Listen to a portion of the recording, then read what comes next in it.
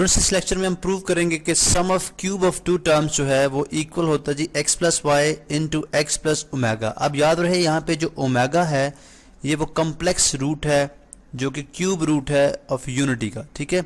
इस तरह यहाँ पे ओमेगा स्क्वायर जो है वो जो सेकंड यानी अदर कम्प्लेक्स रूट, ठीक है। चूंकि हमने कम्प्लेक्स रूट की बात की थी, कम्प्लेक्स रूट ऑफ यूनिटी कि उसके अंदर दो कम्प्लेक्स रूट्स आते हैं, इसमें ये ओमेगा और ओमेगा स्क्वायर ये उन दो रूट्स को रिप्रेजेंट कर रहे हैं।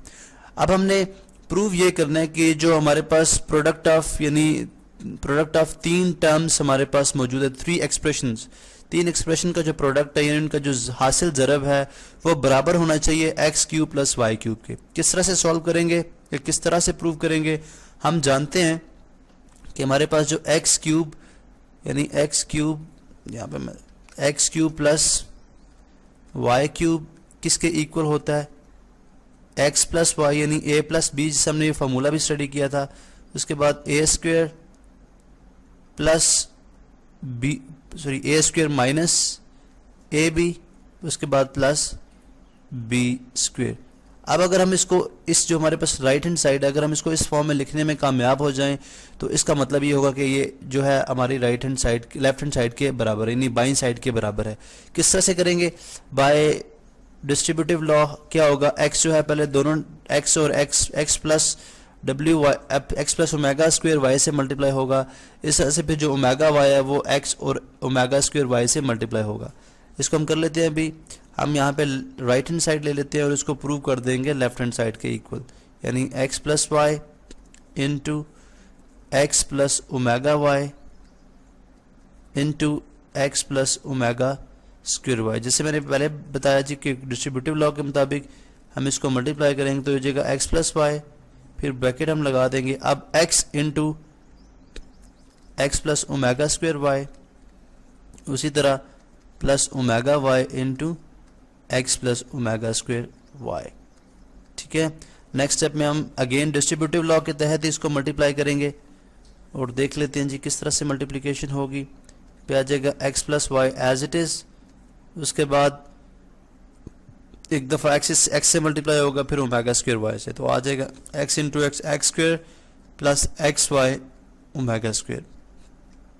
उसके बाद ओमेगा वाई पहले एक्स से फिर ओमेगा स्क्वायर वाई से, तो ये हो जाएगा जी plus x y omega plus omega into omega, omega cube हो जाएगा और वाई स्क्वायर बन जाएगा यहाँ पे। अब नेक्स्ट स्टेप में अगर आप देखें तो हम यहाँ पे x प्लस वाई को एज इट इज़ लिखेंगे और पहले हम जो है इंटरनली सॉल्व करेंगे एक्स स्क्वायर।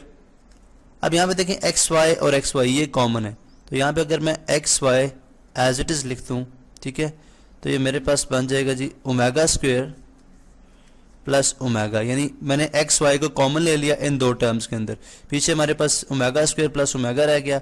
और यहाँ पे हम ये जानते हैं कि सिंस ओमेगा क्यूब यानी product of cube roots of unity किसके इक्वल होता है? 1 के इक्वल होता है, तो यहाँ पे मैं ओमेगा क्यूब की जगह लिख दूंगा 1, तो 1 इंटू वाई स्क्वायर आ गया। अब यहाँ पे एक और हमने क्यूब रूट की प्रॉपर्टीज में देखा था कि sum of cube root of unity, sum जो है उनका यानी जो हासिल जमा है क्यूब रूट्स की वो क्या है, यानी x plus 1 plus omega square किसके इक्वल होता है? 0 के। अब अगर आप ये देखें ओमेगा स्क्वायर प्लस ओमेगा की अगर हम बात करें तो 1 जो है राइट हैंड साइड पे चला जाएगा तो ये हो जाएगा -1। Omega square plus omega square किसके इक्वल आ जाएगा जी? -1 के, वो +1 उस तरफ और जिस तरफ आके वो हो जाएगा -1। अब अगर ये वाली वैल्यू जो है -1 की यहाँ पे रिप्लेस कर दी जाए तो ये हो जाएगा x plus y into x square plus x y, और ओमेगा स्क्वायर प्लस ओमेगा किसके इक्वल है? -1 के इक्वल है, और यहाँ पे प्लस वाई स्क्वायर। अब नेक्स्ट हम देखते हैं जी कि अब अगर -1 से इसको मल्टीप्लाई करा दिया जाए तो हमारे पास ये क्वेश्चन इस तरह से बन जाएगा। ये जो हमारे पास left hand side right hand side है उसकी कुछ इस तरह से शेप आ जाएगी जी कि x plus y into x square plus into minus x y plus y square. अब हमने स्टार्ट में बात की थी कि अगर हम इस राइट हैंड साइड को इस फॉर्म में लिखने में कामयाब हो गए, वो फॉर्म क्या थी? वो फॉर्म हमारी एग्जैक्टली उस फार्मूले की फॉर्म थी, यानी अगर मैं यहाँ से इसको कॉपी कर लूँ जो हमने स्टार्ट में फार्मूला लिखा था तो हमें ये बात समझ आ जाएगी कि हम जो है वो उसको लेफ्ट हैंड साइड के इक्वल लेके आ चुके हैं। यदि अगर आप इन साइड्स को कंपैरिजन करें तो x प्लस वाई के साथ मैच करिए और x square minus x y plus y square और x square minus x y plus y square. इसका मतलब है ये साइड किसके इक्वल हो जाएगी, एक्स क्यूब प्लस क्यूब है जी, x cube plus y cube के। तो ये हमारी क्या है, ये हमारी लेफ्ट हैंड साइड है। तो hence proved right hand side equals left hand side.